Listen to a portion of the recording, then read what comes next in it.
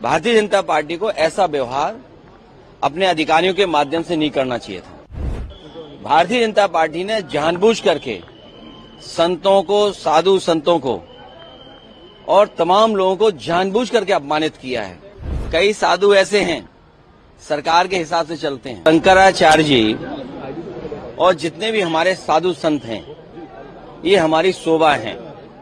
और जब इतने बड़े आयोजन हों, स्वाभाविक रूप से लोग उनसे मिलने आते हैं, आशीर्वाद लेने आते हैं, उनके अनुयायी उनसे बहुत सारी जानकारी हासिल करते हैं। यही सनातन धर्म की परंपरा है। और अगर परंपरा कोई तोड़ रहा है तो वो भारतीय जनता पार्टी है। भारतीय जनता पार्टी को ऐसा व्यवहार अपने अधिकारियों के माध्यम से नहीं करना चाहिए था।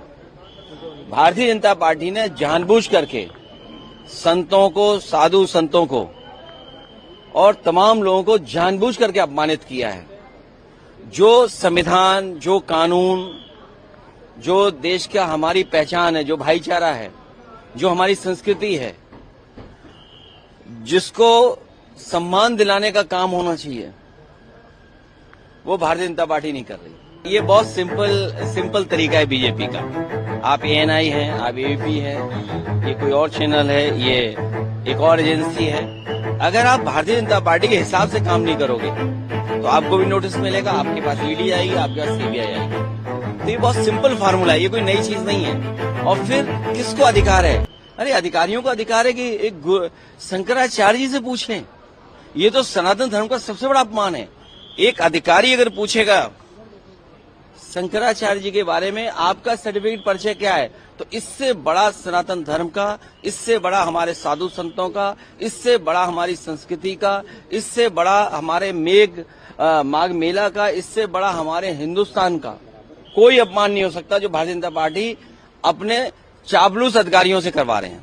क्या 27 की लिहाज से किसी और गठबंधन पर भी विचार चल रहा है? क्योंकि कल अभी पहले शंकराचार्य जी का सम्मान कराइए और माँ गंगा को साफ कराइए, माँ यमुना को साफ कराइए, माँ गोमती को साफ कराइए। पहले ये नदियां साफ होंगी, तब जाकर के हमारी संस्कृति बचेगी। अगर आप सत्ता में आते हैं तो पूरे मामले की जांच करवाएंगे सर? आप नहीं, हम किसी की जांच नहीं करेंगे। हम लोग जनता की सेवा करेंगे और शंकराचार्य और साधु संतों से हम लोग आशीर्वाद लेकर के जनता की सेवा करेंगे। और कई साधु ऐसे हैं सरकार के हिसाब से चलते हैं। आपसे बेहतर कोई नहीं समझेगा। अपने आर्काइव की वीडियो निकालिए, देखिए।